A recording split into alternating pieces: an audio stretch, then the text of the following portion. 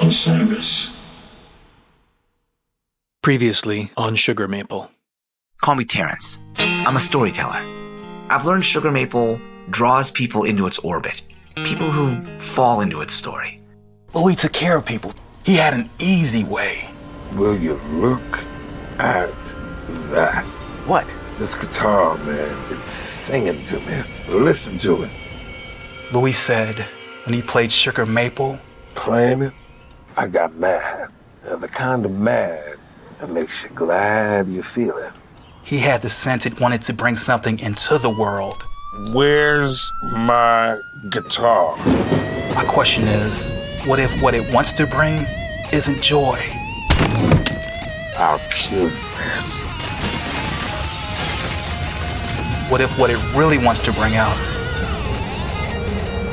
is the rage?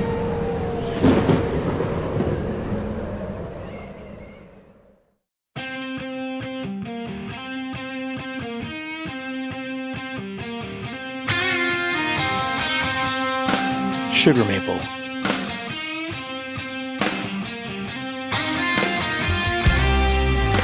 A musical fiction podcast from Osiris Media.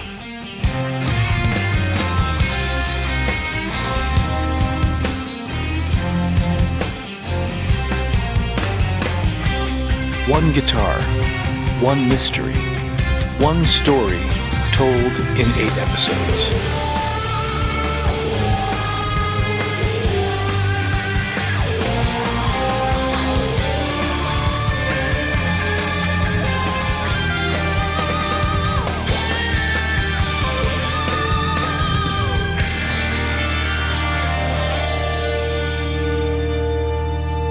Episode 3. Ornate Williams.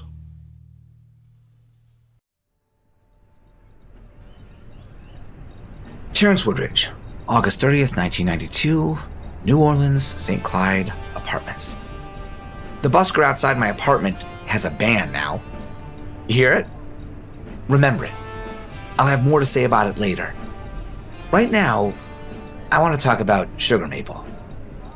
Sugar Maple stories are out there. It seems every musician I've interviewed knows about it.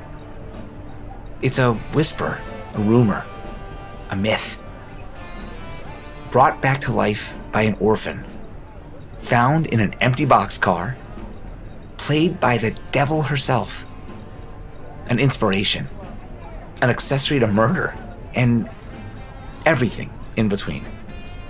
The birth of a star and the death of another. The stories don't always agree. It seems everyone knows a piece of it, but no one knows all of it.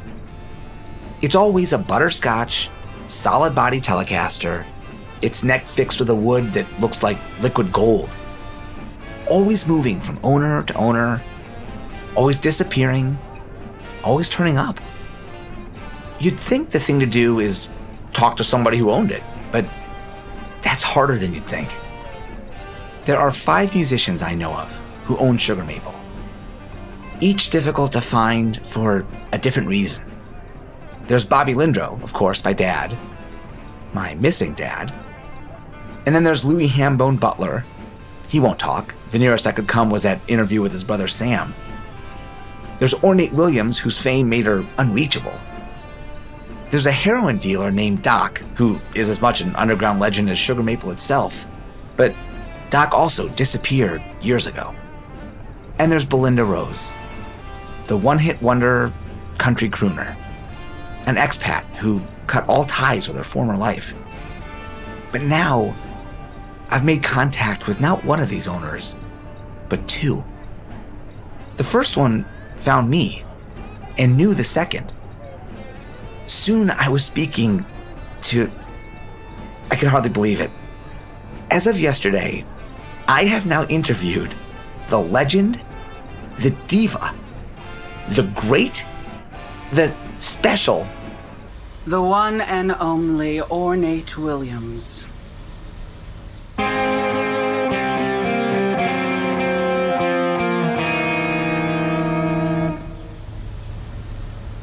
Young man, I'm going to tell you everything I know about Sugar Maple. Things I never even tell my husband. I'm not telling you because I trust you. I'm telling you because when somebody who played Sugar Maple asks you for something, you listen to them. There's a bond there that goes beyond time. You understand what I'm saying? Sure, like a favor for a friend. Mm-hmm. So, you don't understand yet. It doesn't matter. I'm going to tell you almost everything anyway. Okay? Okay. Good. Now don't interrupt. Sugar Maple came to me the same time my career started, which was not a coincidence, by the way. And my career started in the only town that mattered back then when it came to motors or music, Motown. Marvin Trusack was a producer at Hitsville, and he found me singing out on Grand Boulevard. He thought I might just have something. Started me out as a background singer. I was ready to prove myself, all alone in the big city and hungry. The day Sugar Maple came into my life was in early 1965. Marv brought me to sing on a track for this gorgeous rising star named Callie Morrison. Marv was sure Knock Knock was gonna be huge, and I intended to make sure I was a huge part of it.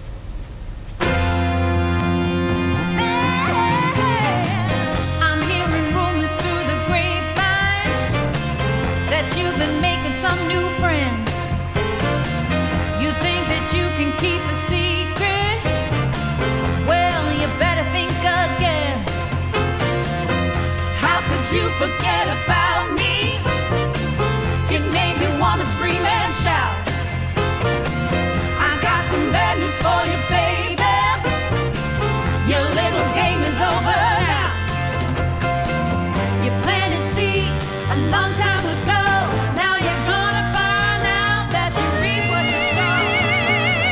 Knock, knock, stop, stop. Mark, cut it. Talk to me, baby. Here we go. Again. Third time. In 3 tries. Ugh, I'm getting tired of repeating myself, Marv. What is it? You got ears, right? Your girl there is coming right up over me. No, I wasn't. Ornate, please. Bring it down. I brought it down. Take it further down, please. I was adding sweetness, and you know it. You are a backup singer, Ornate. You are hired to sing backup. I know what your problem is, Cal.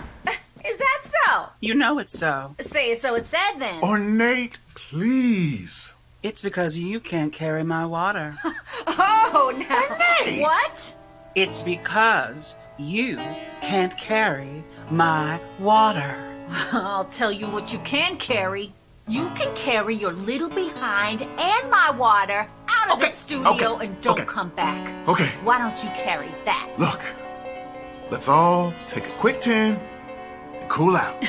You can take 10. I'm taking an hour. Get control of this, Marv, or I'll take it to the office. I want to be able to hear myself on my own record. Okay. I'm sure Mr. Gordy would agree.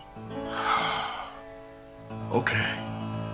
Come back in an hour. We'll be cool. And when I get back, I only want 2 backup singers. Oh, come on, Callie. Don't come on, Callie me, Marv. It was like this the last time, too. It's always this nonsense with her.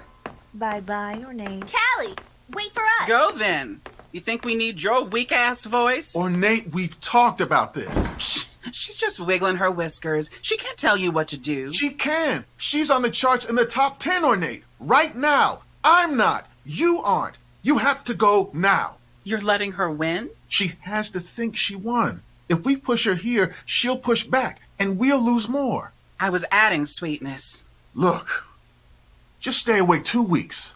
Just for things to cool out and for Callie to forget. Say I was adding sweetness, and I'll go. At some point, you have to realize sweetness isn't really sweetness if you have to scream that it's sweet. Understand? I understand you're kicking me out. No, you kicked yourself out. Are you crazy? Yeah, I'm crazy. Do you know what these things cost? Crazy to have trusted you. I knew Marvin meant well, but I wasn't about to let anybody tell me I wasn't bringing the sugar.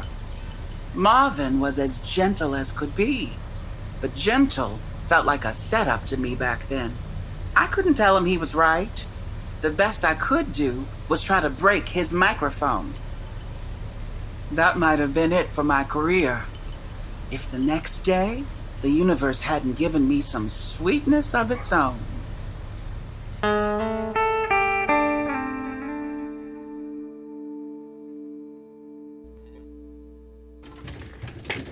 Music wasn't paying the bills back in those days.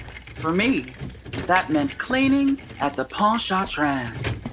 The hotel saved money by sending us up one to a floor instead of in teams, but we were still expected to get the rooms tossed and cleaned in the same amount of time. By the end of a shift, your feet were on fire and your shoulders and back were screaming. That's how it was for me by the time I got to the 7th floor and arrived at the door of room 778. Housekeeping.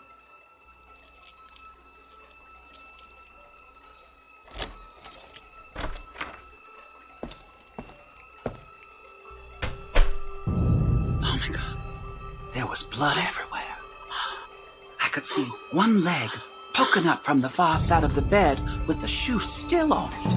But no doubt, whoever owned that shoe no longer owned his life or very much of his blood. The papers called it the Pontchartrain bloodbath, and bath is absolutely correct. Shit. It was a real gangland killing. Sammy Hamburgers O'Shea had been done with some sort of spike. I could see the hole in his neck, and his eyes, glass like marbles, pointing up at the ceiling, lying there on the carpet. But it wasn't until I came into sight of the bathroom and saw lying in the actual bathtub the body of Frank Blue Brody that I finally got smart and did what I should have done in the first place and ran. Oh, hell no! It was only on my way out that I saw it.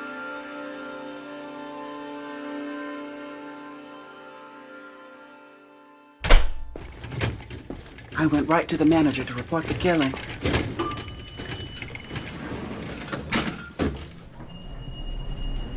I was a member of the cleaning staff in the newspapers. The police weren't interested in me. I clearly hadn't been involved. Mr. Franklin! Mr. Franklin! Mr. Franklin was too shocked to wonder why I bothered taking my cart with me all the way from a murder scene. And it was a good thing for me, too, because if he had looked in that cart under the dirty sheets, how would I have explained what he would have found there? I had to take it, though, the moment I saw it, propped up in the corner by the door. That beautiful Telecaster with that amazing wood threaded into it. That night I dreamed about it. I was back at the hotel. It was just like it had been when I found it, leaned in the corner, blood spattered on it. But in the dream, the blood started to creep off the guitar and up the hotel wallpaper. A tree of blood climbed up the wall, trunk and branches. The tree sang to me in the guitar's voice. The song. The tree was only part of the dream, but the song, that part really happened. Sugar Maple sang to me that day in the Pontchartrain. Even though I found it in the middle of blood and death, it sang.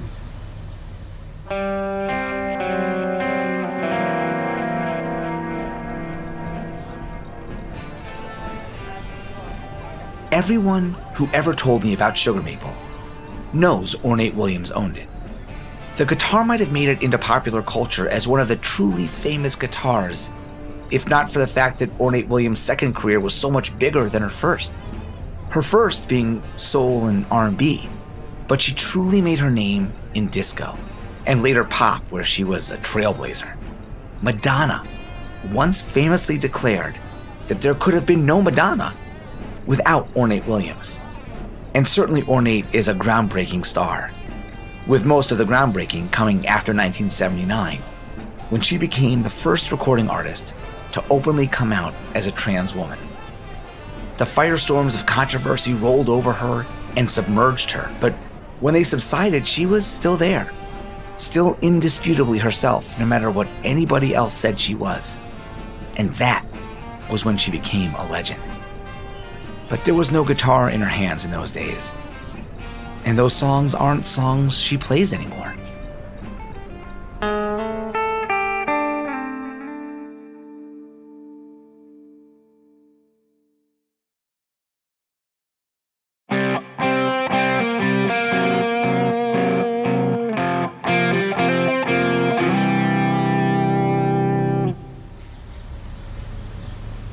I did what Marvin wanted. I waited for things to cool down before coming back to Hitsville.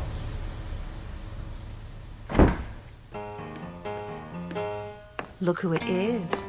Like a bad penny. When all you're worth to me is a penny, then all you get from me is a penny.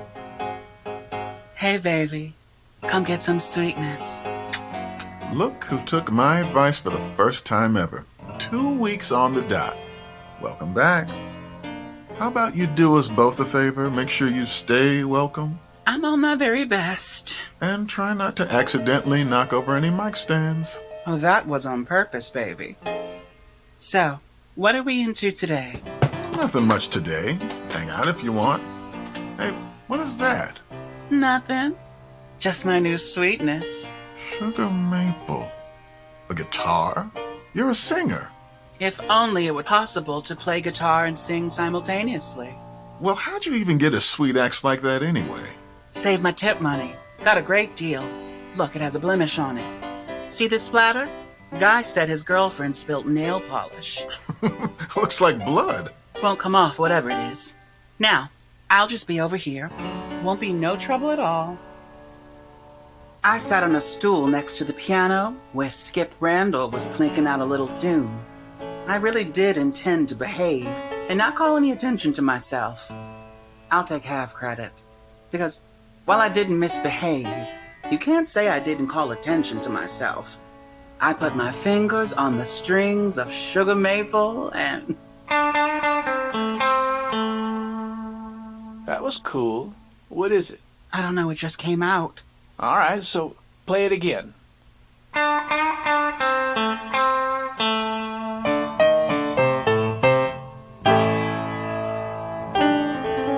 Okay, so what's the next part?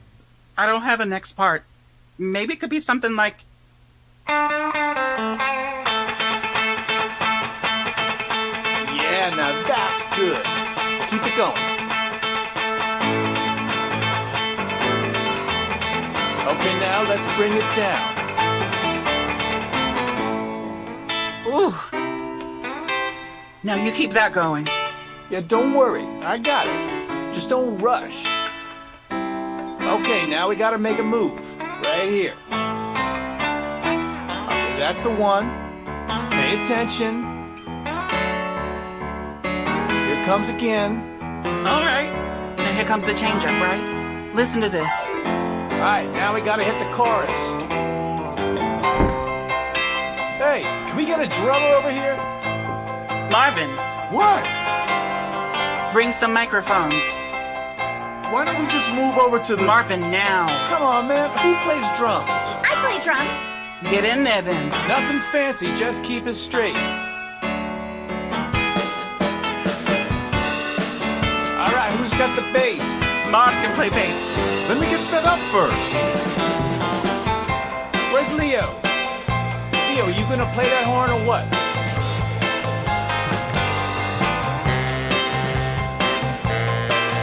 Hey!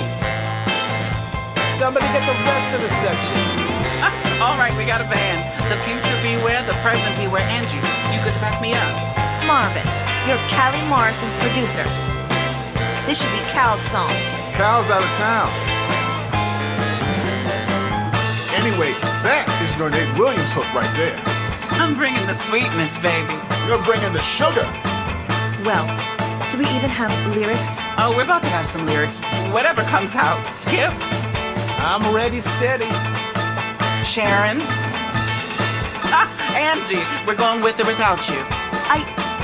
Fine. Marvin?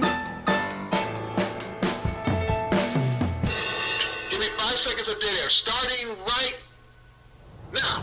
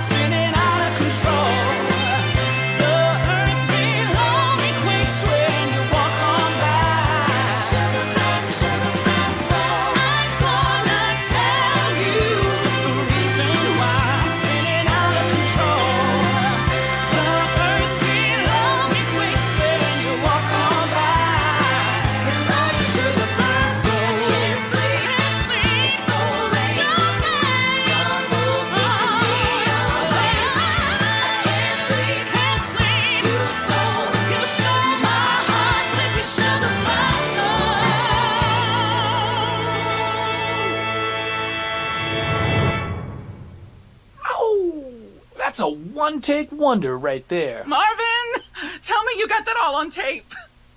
Yeah, we're good. Marvin didn't argue. I'll always remember that. He just started setting up. I don't know what I'd have done if he'd argued. As Skip and I started to put the pieces together, I had this sense that whatever this song was, we had to play right then. Not even that day. Right then. Like the fate of the world depended on that song happening right at that moment. Not just the fate of my career, the fate of the world.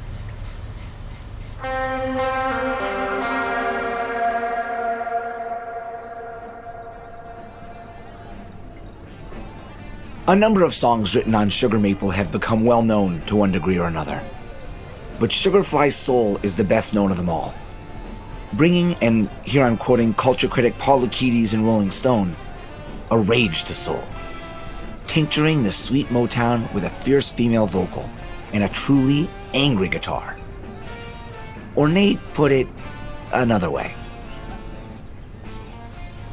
That was on March 20th, the first day of spring, no doubt, 1965. Our magic hit. The first one is always magic, but this really was the best of them from those years. Sugarfly went to the top of the Billboard Hot 100 in April and stayed there for almost 2 months. It proved to the world what Marvin and I always knew, that we were a team to be reckoned with. We were hot.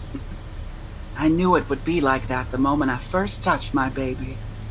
That's what I call her, my baby. It gives something to you, but it wants. You can just feel it coursing through. It wants to play with you. It wants to make something. And it sure did. It almost sounds like you think it made you. No, absolutely not. I made myself. But I don't know if I would have done it how I did if that guitar hadn't come into my life. If it weren't for something that it did for me. Which is? Let's just say that it showed me myself. It showed me who I was going to become. And seeing that, it made me braver than I could have imagined. That guitar gets something out of you. When I played Sugar Fly Soul, it was like I lanced a boil somehow. You hear the anger in that song, even through those sweet words. That anger was real, and it was true. And given what I've been through, it was even good. I could bring it to Sugar Maple. And it felt so good to bring because the guitar gets something out of you, but it gives too. What I felt while I was bringing that rage, even as angry as it was joy. That's what it brought out of me. Not that the anger was gone. Oh no, that anger and me, we're old friends, but it was something other than it had been. Before, maybe it was more like a stopper and a drain, a block. Now, it's like a sieve, keeping out things I don't need, but letting in the goodness. I like that. Yes, I do like that. That's what me and my baby made. We made one other thing, too. Remember I told you the blood that spattered onto the guitar body? It never did come out, and the red of it never dulled. But when we got done playing the Sugar Fly Soul for the first time, there was a third branch of wood wrapping around from the back body to the front, growing right through that blood stain. 3. It's an odd number, at least as far as Ornate Williams is concerned. That's how many years I managed to hold on to it.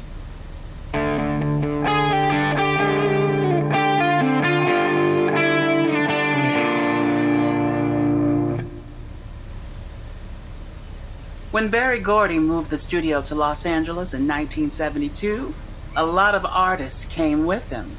Not me, though, because I was always a groundbreaker. I'd come out to LA already. Marvin came with me. We'd eloped in Hawaii while Sugar Fly Soul was still on the charts. We stayed a team, so strong we thought we couldn't ever be broken up. I was sure of it, until one night in 1968, when we pulled up late to the Hullabaloo Club. The Hullabaloo was a soda and popcorn joint on the Strip. Catering to white teenagers is what that meant.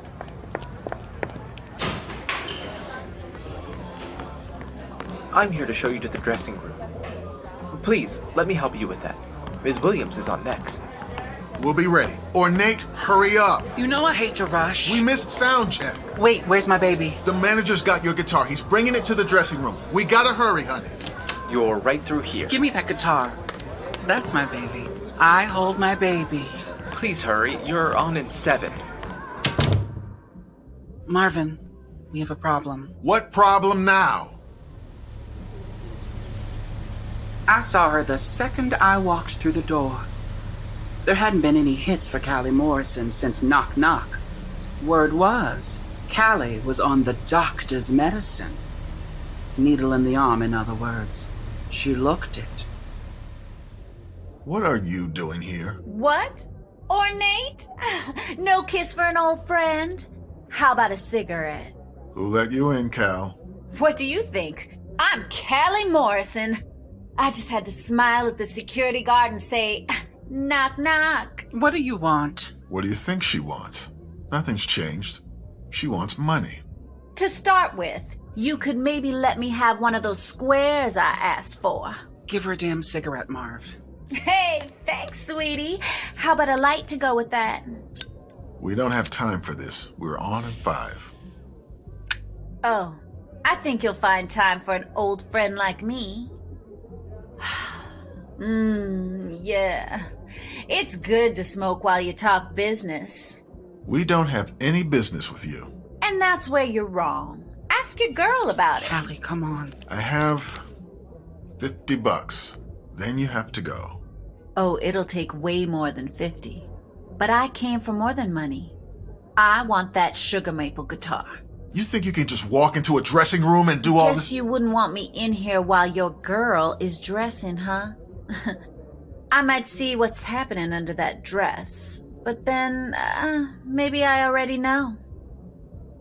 Well, seems maybe you all want to talk business after all. You want to be really careful what you say next. But I'm not the one who has to be careful, really, am I? Your girl there? She has to be careful, doesn't she? My. Think what the decorum and respectability managers at Motown Records would have to say. Think what Mr. Gordy would have to say. I'm sorry, 3 minutes. Oh, he might not mind. I'm sure he has an inkling. Whispers are whispers after all. But talk is loud. Think what it does to the bottom line. If it comes out that one of his girls is a man. I am not a man. I have a couple photographs that say different. No photo can make me a man. Others will disagree. You don't have any pictures. Oh, yeah? It's shocking stuff. Tabloids would pay. Marvin. Yeah. So what happens next is I call security. No. Marvin. You've skated this far. But the venue owners and bookers, label owners, TV executives, they're bottom line people. You think you'll still be asked to play the soda pop crowd when this gets out? To kids? To white kids? You think you'll find some other audience? I'm getting security. Marv. What? Marvin, she has them. What? The pictures. She has them. How do you know? Marvin, I know, okay? Oh. And just so you know, it was while she was with you. Oh. I thought about killing Callie then. I really did. Not right that moment, but soon. And secret. Then I looked at sugar maple in my hands. That spray of what I knew was blood, even if nobody else did. I thought about how my baby had come into my life bloody. But was I really ready for it to stay in my hands bloody too? Marv, it was early, when we were first. It wasn't... It was just... Oh, Ornate. I hope you aren't going to tell him any lies. Never mind. Marvin, please, it wasn't anything. Never mind. Poor Marv. You thought you were the only one with a thing for something ornate every once in a while. Oh no. You're just the only one dumb enough to fall for... Never mind. You know what I want? Give me that sugar. But why? Maybe it's been a real good luck charm for you. And maybe I think that's luck you took from me. Maybe because I think it'll turn my luck around. Maybe because I say so, bitch! From where I'm sitting, I don't actually have to give any reasons. Just leave it by the door when you go. Borrow a guitar for your gig. They got 1 million of them. Ms. Williams, I am sorry, but you are on in less than 2 minutes. You have to come right now. I'll give your little man what I have. Negatives too. Ornate, don't. Marvin? Don't give it to her. I have to. Ms. Williams. I need to borrow a guitar. Ornate. Come on, little man. Let's get to the bank.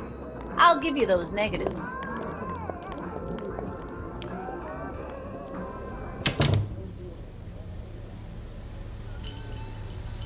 I was wrong about Marvin. He's still with me. My man had a spark for me that never could go out. And he was right about me, too. I should have kept my baby. It was years later that I, what do the kids say now, came out? I say, emerged. It was hard. I lost fans, I lost deals. There weren't meetings for a while, or TV, or gigs, but I found my audience. And now it really was my audience. People who knew me all the way through and loved me for it like teenagers buying singles never did. And that's quite a love, too. And sure, there were those that hated me, but I handled that okay because I just hated them right back. Sugar Maple helped me find the joy in me when she showed me myself. And that joy's still in me today. But I still got my mad. And mad is useful. Tell me more about how Sugar Maple showed you yourself. Honey, remember how I told you when we started that I would tell you almost everything? Well, that part is the almost. Oh, don't worry. You'll understand in time. I'd like to understand now. That guitar is only getting started. It doesn't think like people do, but it thinks all the same. And it wants us to do things. I think it's that wood. I happen to know that wood came from a pulpit. Oh, that wood could preach. You find the tree that wood came from, and you'll have something for sure.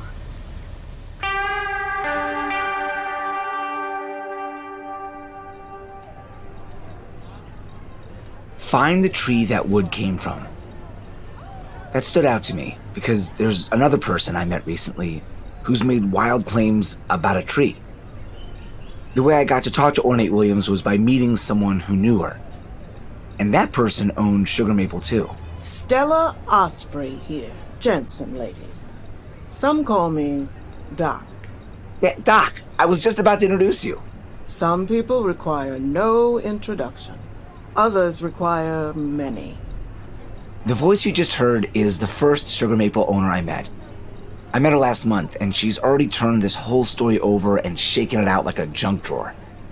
She hasn't been able to put Sugar Maple in my hands, but she's done something almost as good. I showed him who has it now. Stick around.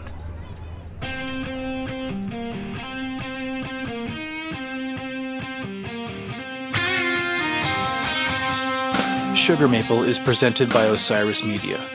Be sure to listen to the premiere of Sugarfly Soul on March 29th, wherever you listen to music. To check out the limited edition poster for this episode, visit sugarmapleart.com. And for a limited NFT release of episode and series art, visit sugarmaplenft.com. If you like what you hear, please give us a review wherever you listen to podcasts. Sugar Maple Episode 3 stars Fred Savage as Terrance Woodrige, L. Morgan Lee as Ornate Williams, Sean Polite as Marvin, Rhea Dummett as Callie Morrison and Sharon, Kiley Etling as Angie, Brad Stratton as Skip Randall, James Masciovecchio as the stage manager, and Michelle Hurst as Stella Doc Osprey. Knock Knock written by Patrick Hart, Sugarfly Soul written by Don Hart and Tom Marshall. The executive producers of Sugar Maple are Tom Marshall and RJB. The show was produced, edited, sound designed, mixed, and mastered by Brad Stratton. Story by Ben Colmery, A.R. Moxon, and Tom Marshall. Episode 3 written by A.R. Moxon and Ben Colmery. Directed by James Masciovecchio. Musical direction by Don Hart. Assistant editor and producer Tom Sullivan. Production assistance by Zach Brogan and Christina Collins. Art by Mark Dowd. Thanks for tuning into this episode of Sugar Maple. And remember, if you enjoyed this episode, please leave a review wherever you get your podcasts. See you next week. Osiris.